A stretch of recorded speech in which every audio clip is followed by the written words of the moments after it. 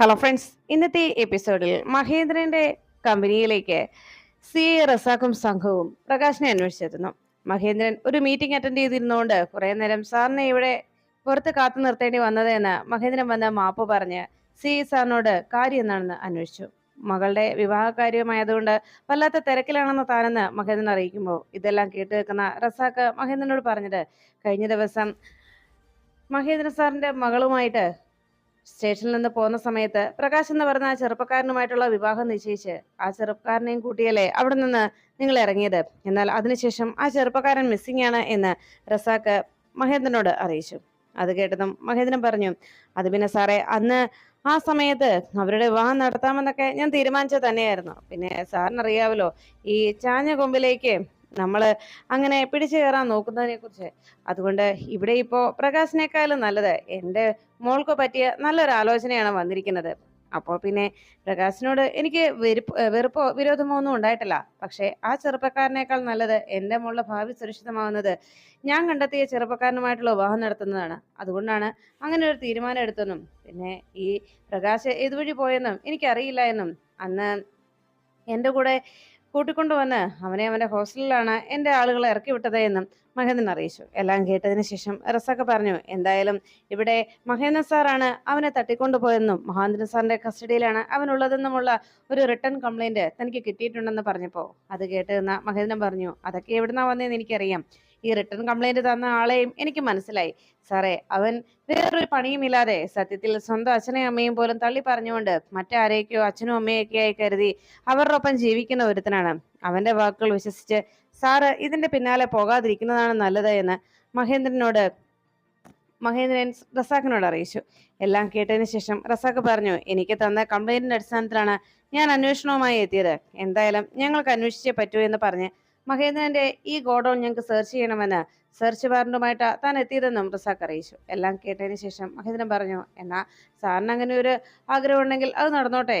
ഇവിടെ സാറിനെ തടയാൻ ആരും ഉണ്ടാവില്ല എന്ന് പറഞ്ഞ് മഹേന്ദ്രൻ സ്വാമിയോട് സാറിനും സംഘത്തിനും നമ്മുടെ ഗോഡൌൺ സെർച്ച് ചെയ്യുന്നതിന് വേണ്ടിയുള്ള സൗകര്യം ഒരുക്കി കൊടുക്കാൻ പറഞ്ഞു. അപ്പോഴാണ് അവിടേക്ക് ശിവൻ ജീപ്പിൽ വന്നിറങ്ങിയത്. ശിവനെ കണ്ടതോടെ റസാഖിനോട് മഹേന്ദ്രൻ പറഞ്ഞു, സാറേ, നമ്മുടെ നാട്ടിൽ വലിയ വലിയ വീടുകളിലൊക്കെ അവര് ഭക്ഷണം പാചകം ചെയ്യുമ്പോൾ അവരുടെ മുന്നിലേക്ക് ചില പൂച്ചകൾ വന്ന് നിൽക്കാറുണ്ടല്ലോ. അതുപോലെ ഒരു പൂച്ച എൻ്റെ വീട്ടിലും വരാറുണ്ടായിരുന്നു സാറേ, ഒരു മണിയും പൂച്ച. അവന്റെ പ്രത്യേകത എന്താന്ന് വെച്ചാൽ നമ്മൾ മീൻകറിയാ ഉണ്ടാക്കുന്നതെന്ന് അറിഞ്ഞു കഴിഞ്ഞാൽ അവൻ വീടിന്റെ വാതുക്കെ വന്ന് അങ്ങനെ നാക്ക് നീട്ടി വെള്ളം ഒലിപ്പിച്ച് അങ്ങനെ നിൽക്കും, ഒരു കഷ്ണമെങ്കിലും അവന് കിട്ടുമെന്നുള്ള പ്രതീക്ഷയിൽ. എന്നാൽ അവൻ കുറെ നേരം അങ്ങനെ നോക്കി നിൽക്കുന്നത് നമ്മൾ കാണുമെങ്കിലും അവനെ ആരും മൈൻഡ് ചെയ്യാറില്ല. ഒടുവിൽ അവൻ ആ നോട്ടം അവസാനിപ്പിച്ച് പോവുകയല്ലാതെ വേറെ രക്ഷയും ഉണ്ടാവില്ല. അതാണ് സംഭവിക്കാറുള്ളത്. അതുപോലെ തന്നെ ഇവിടെ ചിലരിങ്ങനെ കറങ്ങി നടപ്പുണ്ട്. എന്നാൽ അവരുടെ ഒന്നും ആഗ്രഹവും അവരുടെ എന്താണ് തീരുമാനിച്ചിരിക്കുന്നതെന്ന് വെച്ചാൽ അവരത് നടപ്പിലാക്കാൻ ശ്രമിച്ചാലും അതൊന്നും ഈ മഹേന്ദ്രന്റെ അടുത്ത് നടപ്പാവില്ല. അതാണ് ഇനി സംഭവിക്കാൻ പോകുന്നത്. എന്തായാലും സാറിപ്പോ വന്ന കാര്യം നടന്നോട്ടെ, ഞങ്ങളാരും അതിനെ എതിർപ്പ് കാട്ടുന്നില്ല എന്ന് പറഞ്ഞ് മഹേന്ദ്രൻ റസാഖിനോട് ഗോഡൌൺ പരിശോധിച്ചോളാനായിട്ട് അറിയിച്ചു. അങ്ങനെ റസാഖും സംഘവും കൂടി അകത്തേക്ക് പോകുമ്പോൾ മഹേന്ദ്രൻ അടുത്ത് നിൽക്കുന്ന സ്വാമിയോട് പറഞ്ഞു, അതേ സ്വാമി, ഇവിടെ ചിലരൊക്കെ വലിഞ്ഞു കയറി വരുന്നുണ്ട്. ഇപ്പൊ വന്ന ആ ആളുകളെ സാറുമാരെ നമ്മൾ അകത്തേക്ക് പറഞ്ഞു വെച്ചത് കോടതിയിൽ നിന്ന് കൃത്യമായ അധികാരം ഉപയോഗിച്ച് കൃത്യമായ പേപ്പറുമായി അവരെത്തിയതുകൊണ്ട് മാത്രമാണ്. എന്ന് വെച്ച് വഴിയെ പോകുന്നവന്മാരൊക്കെ ഇവിടേക്ക് കയറി വന്നാലേ അവനെ ഒന്നും ഈ ഗോഡൌണിലേക്ക് നല്ല എൻ്റെ ഓഫീസിൽ പോലും കയറ്റിയേക്കരുത്. അവിടെ വാതിക്കൽ നിൽക്കുന്ന റഫീഖിനെ വിളിച്ചിട്ട് പറഞ്ഞു, എടാ, ഒരു കാര്യം ഞാൻ പറഞ്ഞേക്കാം, നീ ഇവിടെ നിൽക്കുന്നത് ഇവിടുത്തെ സെക്യൂരിറ്റി ആയിട്ടാണ്. ഇനി അതല്ല, നിനക്ക് ഈ ജോലി വേണ്ട എന്നുണ്ടെങ്കിൽ ഈ വഴിയൊക്കെ പോകുന്നവന്മാരെ ഇവിടെ കയറ്റി വിടുന്നതിൽ കുഴപ്പമൊന്നുമില്ല. നിനക്ക് മറ്റിടത്ത് എവിടെയെങ്കിലും ജോലി കണ്ടെത്താവല്ലോ. ഇനി ഇവിടെ തന്നെയാണ് നിനക്ക് ജോലി ചെയ്യണമെന്ന് ആഗ്രഹമെങ്കിൽ ഒരൊറ്റ ഒരെണ്ണത്തിനെയും എന്റെ അനുവാദമില്ലാതെ ഇവിടേക്ക് കയറ്റി പോകരുതെന്ന് ശിവനെ നോക്കിക്കൊണ്ട് പറഞ്ഞു. ഇതെല്ലാം കേട്ട് നിന്ന് ശിവൻ കുറച്ചു നേരത്തിന് ശേഷം അടുത്ത് നിന്ന് സ്വാമിയെ വിളിച്ചു. സ്വാമി, അതെ, ഇവിടെ ചിലർക്കൊക്കെ ഒരു ഭാവമുണ്ട്, അവര് തനിച്ചാണ് ഈ ലോകം മുഴുവൻ നേടാൻ പോകുന്നതെന്ന്. എന്നാ ഈ ലോകത്ത് ജീവിക്കുന്നിടത്തോളം കാലം അവർ ആരുടെയും മുന്നിൽ തല കുനിക്കില്ല എന്നൊക്കെ അഹങ്കാരത്തിൽ അങ്ങനെ നിൽക്കുമ്പോൾ എപ്പോ വേണമെങ്കിലും അവർക്കൊരു വീഴ്ച സംഭവിക്കാന്നുള്ള കാര്യം അവർ ചിന്തിക്കുന്നില്ല. പ്രത്യേകിച്ച് മക്കളുടെ ഇഷ്ടങ്ങൾ മനസ്സിലാക്കാതെ അവരുടെ മനസ്സ് തകർത്തുകൊണ്ട് സ്വന്തമായിട്ടുള്ള കാര്യങ്ങൾ ചെയ്ത് അവര് തന്നിഷ്ടത്തിന് പ്രവർത്തിച്ച് അങ്ങനെ മുന്നോട്ട് നീങ്ങും. ഒടുവിൽ അവർക്കൊരു വീഴ്ച ഉണ്ടാവുന്ന കാലം അവർക്ക് കൃത്യമായി ഇതിന്റെ തിരിച്ചടി അവർ അനുഭവിക്കുകയും ചെയ്യും.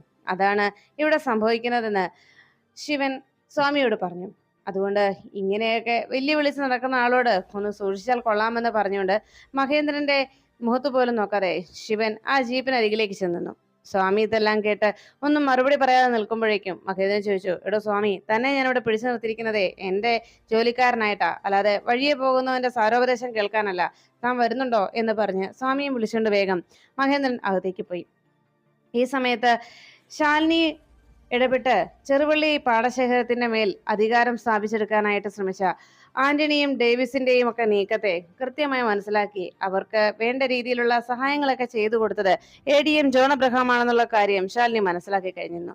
എങ്കിലും ഇതിനുള്ള തെളിവുകൾ കണ്ടെത്തേണ്ടത് അത്യാവശ്യമായതുകൊണ്ട് തന്നെ അതിനുവേണ്ട കാര്യങ്ങൾ ചെയ്യണമെന്നും ഉടനെ തന്നെ ചെറുവള്ളി പാടശേഖരത്തിന് എതിരെ ഒരു സ്റ്റോപ്പ് മെമ്മോ കൊടുക്കണമെന്ന് ശാലിനി വേഗം അനുപല്ലവിയോട് അറിയിച്ചു.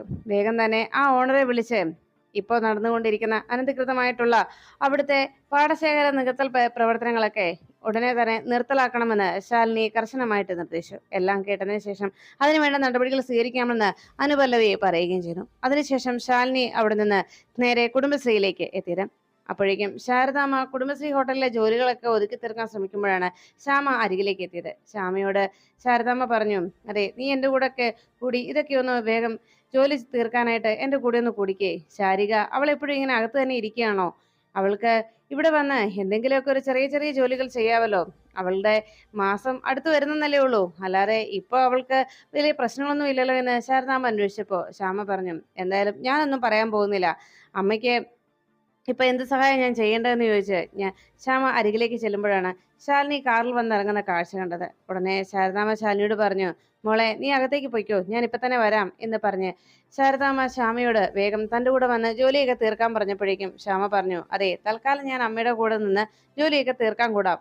പക്ഷെ അമ്മ ഇപ്പൊ അകത്തേക്ക് പോയി അവിടെ വിസ്തരിച്ചിരുന്ന് സംസാരിക്കാനായിട്ട് പോയാലേ കടയിലെ കാര്യമൊന്നും നടക്കില്ല കേട്ടോ. അതുകൊണ്ട് അമ്മ ജോലിയൊക്കെ എന്നെ ഏൽപ്പിച്ചിട്ട് രക്ഷപ്പെടാമെന്ന് കരുതണ്ടെന്ന് പറഞ്ഞപ്പോ ശാരദാമ്മ പറഞ്ഞു, ഓ ഇല്ല, ഞാൻ ഇതെല്ലാം തീർത്തിട്ടേ പോകുന്നുള്ളൂ. ഇനി അതിന്റെ പേരിലൊരു പ്രശ്നം ഇവിടെ വേണ്ട എന്ന് പറഞ്ഞ് ശാരദാമ്മ ശാലിനിയെ നോക്കിയിട്ട് വേഗം ജോലി ചെയ്തു തീർക്കാൻ നോക്കി. അപ്പോഴേക്കും സിറ്റൗട്ടിൽ വന്നിരിക്കുന്ന ശാലിനിയെ കണ്ട് ശാരിക അവിടേക്ക് വന്നു. നീ എന്താ നേരത്തെ ഇങ്ങനെ ഇറങ്ങി പോന്നോ എന്ന് ചോദിച്ചപ്പോഴേക്കും ശാലിനി പറഞ്ഞു, ഇന്ന് കുറച്ച് സ്ഥലങ്ങൾ വിസിറ്റ് ചെയ്യാനുണ്ടായിരുന്നു, അതുകൊണ്ട് ഇതുവരെ നേരെ വീട്ടിലേക്ക് പോകുന്ന സമയത്ത് അമ്മയൊന്ന് കാണാമെന്ന് കരുതിയെന്ന് പറഞ്ഞതും ശാരികയോട് പിന്നീടുള്ള വിശേഷങ്ങളൊക്കെ ശാലിനി അന്വേഷിച്ചു. കാര്യങ്ങൾ പറഞ്ഞു നിൽക്കുന്നതിനിടയിൽ ശാരിക പറഞ്ഞു, അതെ, ഇന്നലെ ഇവിടെ ഒരു പെൺകുട്ടി വന്നിട്ടുണ്ടായിരുന്നു. അമ്മയുടെ കൂടെ കുറെ നേരം ആ പെൺകുട്ടി ഇവിടെ നിന്ന് സംസാരിച്ചു. അതിനുശേഷം ഇവിടെ നിന്ന് എന്തോ ഒരു കവറുമായിട്ടാണ് അവൾ പോയത്. ആ പെൺകുട്ടി ഇന്ന് വീണ്ടും ഇവിടെ അമ്മയെ കാണുവാനായിട്ടെത്തി. പിന്നീട് അവർ മുറിയിലിരുന്ന് കുറെ സമയം സംസാരിക്കുന്നത് കണ്ടു. ഇതുവരെ ഞാൻ ആ പെൺകുട്ടിയെ കണ്ടിട്ടില്ല. ആകെ ഒരു എന്തൊക്കെയോ അവർ മറച്ചു വെക്കുന്ന പോലെ ഒരു സംശയമെന്ന് ശാരിക പറഞ്ഞപ്പോ ശാലിനി ചോദിച്ചു, അല്ല, ഏതാ പെൺകുട്ടി? ചേച്ചിക്ക് നേരത്തെ വല്ലോ പരിചയമുള്ളതാണോ എന്ന് അന്വേഷിച്ചപ്പോ അതൊന്നും എനിക്കറിയില്ല, നേരത്തെ ഞാൻ കണ്ടിട്ടൊന്നുമില്ല. പക്ഷെ അമ്മയും ആ പെൺകുട്ടിയും തമ്മിൽ സംസാരിക്കുന്നത് കേട്ടു. എന്തോ ഫയലിനെ കുറിച്ചൊക്കെയായിരുന്നു സംസാരിച്ചത് എന്ന് പറഞ്ഞപ്പോ ശാലിനിക്കാകെ സംശയമായി. ഫയലിനെ കുറിച്ചോ? അതെന്താ, എന്ത് ഫയല് എന്ന് ശാലിനി ആകാംക്ഷയോടെ അന്വേഷിച്ചപ്പോഴാണ് ശാരിക പറഞ്ഞത്, അതെന്തോ ഒരു മെഡിക്കൽ റിപ്പോർട്ടോ മറ്റോ ആണെന്നാണ് പറഞ്ഞു കേട്ടത്. എന്തായാലും നീ ഇങ്ങ് വന്നേ എന്ന് പറഞ്ഞ് ശാരദാമ്മ ശ്രദ്ധിക്കുന്നുണ്ടോ എന്ന് പെട്ടെന്നൊന്ന് നോക്കിയതിന് ശേഷം ശാരിക ശാലിനിയെ വിളിച്ച് ശാരദാമ്മയുടെ റൂമിലേക്ക് പോന്നു. ശാലിനി ചോദിച്ചു, എന്താ എന്താ ചേച്ചി, എന്തെങ്കിലും പ്രശ്നമുണ്ടോ ചേച്ചി എന്ന് ചോദിച്ചപ്പോ നീ അകത്തേക്ക് വാ, ഞാൻ പറയാം എന്ന് പറഞ്ഞ് ശാരദാമ്മയുടെ മുറിയിൽ ചെന്നിട്ട് ശാരദാമ്മയുടെ കബോർഡിന് മുകളിൽ മുഴുവൻ ആ കബോർഡ് തുറക്കുന്നതിന് വേണ്ടിയുള്ള കീ അന്വേഷിച്ചു. സാധാരണ അമ്മ ഇവിടെയാണല്ലോ വെക്കാറുള്ളത് എന്ന് പറഞ്ഞ് കീ അന്വേഷിക്കുമ്പോഴേക്കും ശാരദാമ്മയ്ക്ക് എന്തോ പന്തികേട് തോന്നി. അകത്തേക്ക് എന്തിനായിരിക്കും ശാരി അവളെ വിളിച്ചുകൊണ്ട് പോയതെന്ന് ആലോചിച്ച് വേഗം ശാരദാമ്മ വീട്ടിലേക്ക് കയറി വരുന്നു. ശ്യാമ അകത്ത് ജോലി ചെയ്യുന്നത് കൊണ്ട് തൽക്കാലം ശ്യാമ ഇതിന്റെ കാര്യത്തിൽ ഇടപെടില്ല എന്നറിയാവുന്നതിനാൽ ശാരദാമ്മ വേഗം മുറിയിലേക്ക് കയറി വരുമ്പോൾ തന്റെ കബോർഡിന് മുകളിലെല്ലാം കീ അന്വേഷിച്ച് നിൽക്കുന്ന ശാരികയാണ് കണ്ടത്. ഉടനെ ശാരദാമ്മ അവിടേക്ക് എത്തിരി ചോദിച്ചു, എന്താ എന്താ കാര്യം, എന്താ നീ നോക്കുന്നത് എന്ന് അന്വേഷിച്ചപ്പോ ശാരദാമ്മയോട് ശാരിക പറഞ്ഞു, അത് പിന്നെ അമ്മയെ കഴിഞ്ഞ ദിവസത്തെ ആ മെഡിക്കൽ റിപ്പോർട്ടിനെ കുറിച്ച് പറഞ്ഞതാ. അപ്പോഴാണ് ശാലിനി ചോദിച്ചത്, അമ്മേ, എന്ത് മെഡിക്കൽ റിപ്പോർട്ടാ, എന്തിന്റെ കാര്യാ കുഞ്ഞേച്ചി പറഞ്ഞത്? അങ്ങനെ എന്തെങ്കിലും റിപ്പോർട്ട് അമ്മയുടെ കയ്യിലുണ്ടോ? അത് കേട്ടതോടെ ശാരദാമ്മ എന്ത് പറയണമെന്ന് കുറച്ച് നേരത്തേക്ക് അങ്കലാപ്പിലായി. ഉടനെ ശാരദാമ്മ പറഞ്ഞു, അത് പിന്നെ വേറൊന്നുമല്ല മോളെ, എൻ്റെ കാൽമുട്ടിന് കഴിഞ്ഞത് കുറെ നാളായിട്ട് വേദന ഉണ്ടായിരുന്നല്ലോ, അപ്പോൾ അതിന് ഞാൻ ഡോക്ടറെ കാണിച്ചിരുന്നു. അതിന്റെ റിപ്പോർട്ടും മറ്റു കാര്യങ്ങളും ഒക്കെയാ ആ ഫയലിൽ ഇരിക്കുന്നതെന്ന് പറഞ്ഞ് ശാരദാമ്മ അതിൽ നിന്ന് ഒഴിവാകാനായിട്ട് ശ്രമിച്ചു. പക്ഷേ ശാരദാമ്മയുടെ മറുപടിയും അതത്ര തൃപ്തികരമല്ലാതിരുന്നത് കൊണ്ട് ശാലിനിക്ക് വീണ്ടും ചില സംശയങ്ങൾ മനസ്സിൽ തോന്നി. അപ്പോഴാണ് മഹേന്ദ്രന്റെ ഗോഡൌൺ മുഴുവൻ പരിശോധിച്ചതിന് ശേഷം റസാഖും സംഘവും പുറത്തേക്ക് ഇറങ്ങി വന്നത്. മഹേന്ദ്രൻ അപ്പോഴേക്കും താൻ വിജയിച്ചു എന്ന അഹങ്കാരത്തോടെ അങ്ങനെ ചിരിച്ചു നിൽക്കുമ്പോഴേക്കും അരികിലേക്ക് എത്തിയ റസാഖിനോട് മഹേന്ദ്രൻ ചോദിച്ചു, അല്ല എന്തായി സാറേ, എന്തെങ്കിലും കണ്ടെത്താൻ കഴിഞ്ഞോ? അപ്പോഴേക്കും റസാഖ് പറഞ്ഞു, ഇല്ല, അവിടെയെങ്ങും അങ്ങനെ ഒന്നും കണ്ടെത്താൻ ഞങ്ങൾക്ക് സാധിച്ചില്ല എന്ന് പറഞ്ഞപ്പോൾ റസാഖ് പറഞ്ഞനുസരിച്ച് മറ്റ് ഭാഗങ്ങളിലേക്ക് അന്വേഷണത്തിന് പോയ ബാക്കി കോൺസ്റ്റബിൾമാരും എത്തി. അവരും അതേ അഭിപ്രായം തന്നെ അറിയിച്ചു. എങ്ങും യാതൊരു തെളിവുകളുമില്ല എന്നും പ്രകാശ് എന്ന് പറയുന്ന ചെറുപ്പക്കാരനെ കണ്ടെത്താൻ കഴിഞ്ഞില്ല എന്നും. എല്ലാം കേട്ട് കഴിഞ്ഞതും റസാഖ് ആകെ തലകുനിച്ചങ്ങ് നിൽക്കുമ്പോൾ മഹേന്ദ്രൻ വന്നിട്ട് പറഞ്ഞു, സാറേ, ഇത് തന്നെ ഞാൻ ആദ്യം പറഞ്ഞത്. പിന്നെ സാറിന്റെയൊക്കെ ഒരു ആശ്വാസത്തിന് വേണ്ടിയാ, ഒരു സമാധാനത്തിന് വേണ്ടിയാ സാറിനോട് ഞാൻ അത് സെർച്ച് ചെയ്തോളാനായിട്ട് അറിയിച്ചതെന്ന് മഹേന്ദ്രൻ അറിയിച്ചു. എല്ലാം കേട്ട് കഴിഞ്ഞതും സാറിന് കൊടുക്കാനുള്ള ലൈം ജ്യൂസുമായിട്ട് അപ്പോഴേക്കും അവിടുത്തെ ഒരു സ്റ്റാഫ് എത്തി. ഉടനെ ലൈം ജ്യൂസ് കൊണ്ടുവന്നതും മഹേന്ദ്രൻ പറഞ്ഞു, സത്യത്തിൽ സാറിനും സാറിന്റെ കൂട്ടർക്കും ഇത് ഒരു വെൽക്കം ഡ്രിങ്ക് ആയിട്ട് തരേണ്ടതായിരുന്നു. പക്ഷെ എന്ത് ചെയ്യാം സാറേ, ഇവിടെ വന്നതും പിന്നീടുള്ള സംഭാഷണവും ഒക്കെ ആ രീതിയിലായി പോയില്ലേ. എന്തായാലും സാറിങ്ങ് വന്നേ, ഇത് ഈ ഒരു ഗ്ലാസ് ജ്യൂസ് കുടിച്ചിട്ട് നമുക്ക് ബാക്കി കാര്യങ്ങൾ സംസാരിക്കാം. അങ്ങനെ പറഞ്ഞ് മഹേന്ദ്രന്റെ മുന്നിലേക്ക് ആ ജ്യൂസ് നീട്ടുകയാണ്. അപ്പോഴ് മഹേന്ദ്രൻ അതിങ്ങനെ റസാഖിന് നേരെ നീട്ടിയതും റസാഖ് അത് മൈൻഡ് ചെയ്യാതെ പറഞ്ഞു, നിങ്ങളന്ന് സ്റ്റേഷനിൽ നിന്ന് ആ ചെറുപ്പക്കാരനെ ഇറക്കിക്കൊണ്ട് പോയപ്പോ എന്നോട് പറഞ്ഞൊരു വാക്കുണ്ടായിരുന്നു എന്ന് പറഞ്ഞതും മഹേന്ദ്രൻ പറഞ്ഞു, അയ്യോ, അക്കാര്യം മറന്നുപോയി സ്വാമി, ഒരു ഇൻവിറ്റേഷൻ കാർഡ് ഞാനേ, ഇത് റസാഖ് സാറിനോട് ഞാൻ പറഞ്ഞതാ, വിവാഹത്തിന് സാറിനെ ക്ഷണിക്കുമെന്ന്. എന്തായാലും ഇത് സാറിന് കൊടുത്തേക്കാമെന്ന് പറഞ്ഞ് ആ ഇൻവിറ്റേഷൻ കാർഡ് റസാഖിന് നൽകി. റസാഖ് അത് വാങ്ങിച്ചതും അതിലെ പേരുകൾ എന്താണെന്ന് അന്വേഷിച്ചു നോക്കി.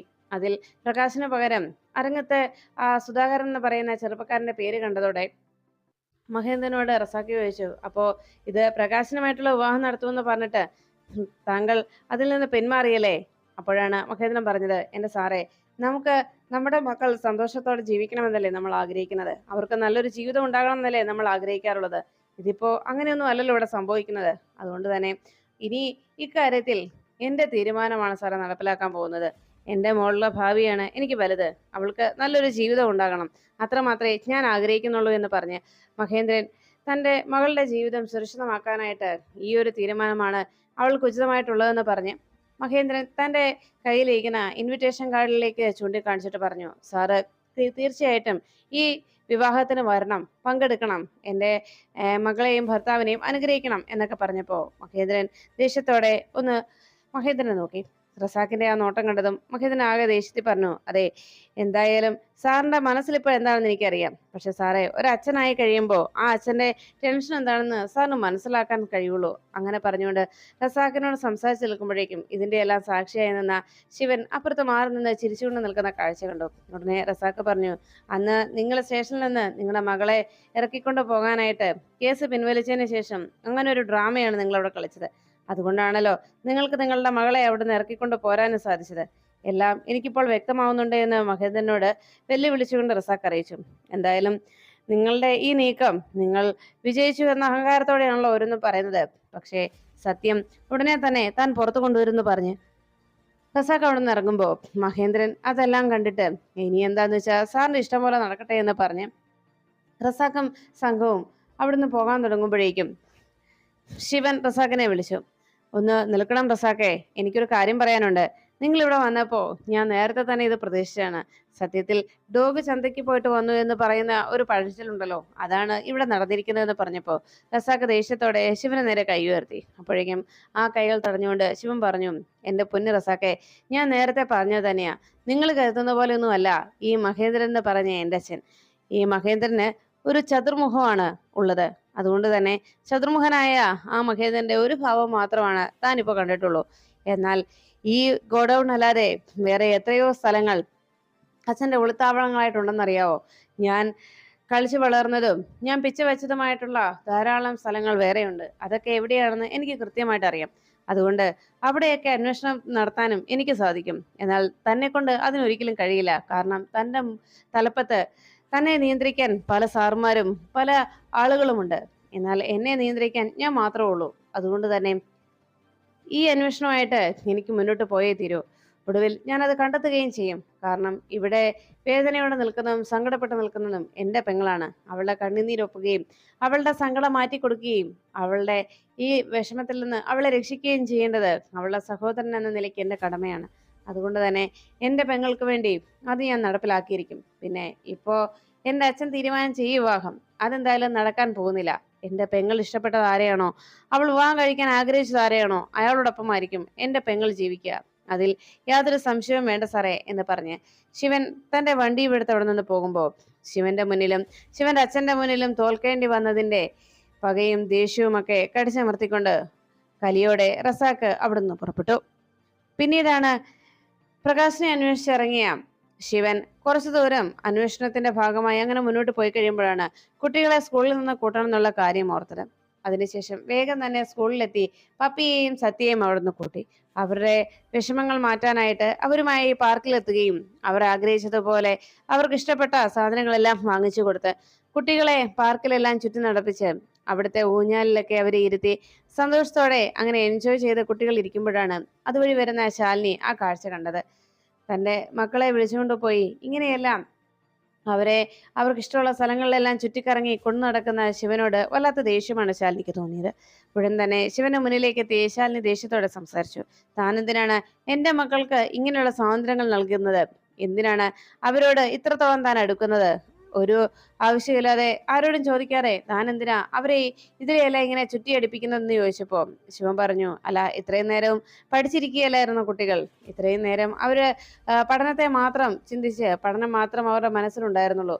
ഇനി കുറച്ചു നേരമെങ്കിലും ഒരേ ഇരിപ്പിരുന്ന് പഠിച്ച ആ കുട്ടികൾക്ക് ഒരു റിലീഫ് ആയിക്കോട്ടെ എന്ന് കരുതിയ അവരാഗ്രഹിച്ചതുപോലെ ഈ പാർക്കിലേക്ക് അവരെ കൂട്ടിക്കൊണ്ടു വന്നുവെന്ന് ശിവൻ പറയുമ്പോൾ ശാലിനി വിഷ്ണു പറയുന്ന കാര്യങ്ങളും വിഷ്ണു ചെയ്യാറുള്ളതുമൊക്കെ ഓർത്ത് വിഷ്ണുവിനെ പോലെ തന്നെ ശിവൻ തന്റെ കുട്ടികളോട് അടുത്ത് ഇടപഴകുന്നതുമൊക്കെ കണ്ടു നിൽക്കാൻ കഴിയാതെ ശാലിനി ആകെ വിഷമത്തിലായി.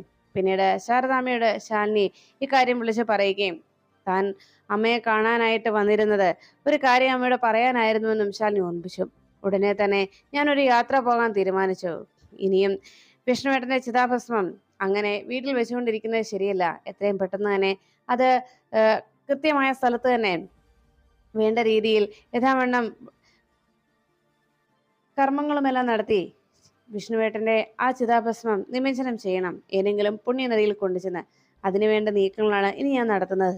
അതുകൊണ്ട് കുറച്ച് ദിവസത്തേക്ക് ഒരു യാത്ര പോകാൻ ഞാൻ തീരുമാനിച്ചുവെന്ന് ശാലിനി പറയുമ്പോൾ ശാരദാമ്മ ചോദിച്ചു, എങ്കിലും ഇപ്പോ ഈ ഒരു സാഹചര്യത്തിൽ വീട്ടിൽ നിന്ന് മാറി നിൽക്കാനാണോ മോളുടെ തീരുമാനമെന്ന് ശാരദാമ്മ അന്വേഷിച്ചതും തൽക്കാലം ഈ ഒരു യാത്ര നടത്തിയേ തീരുവെന്നും എന്നും എൻ്റെ കൂടെ വിഷ്ണുവേട്ടനുണ്ട് എന്നുള്ള വിശ്വാസത്തിൽ ആ ഒരു ധൈര്യത്തിൽ തന്നെയാണ് താൻ മുന്നോട്ട് പോകുന്നതെന്നും ശാലിനി ശാരദാമ്മയോട് പറയുന്നു.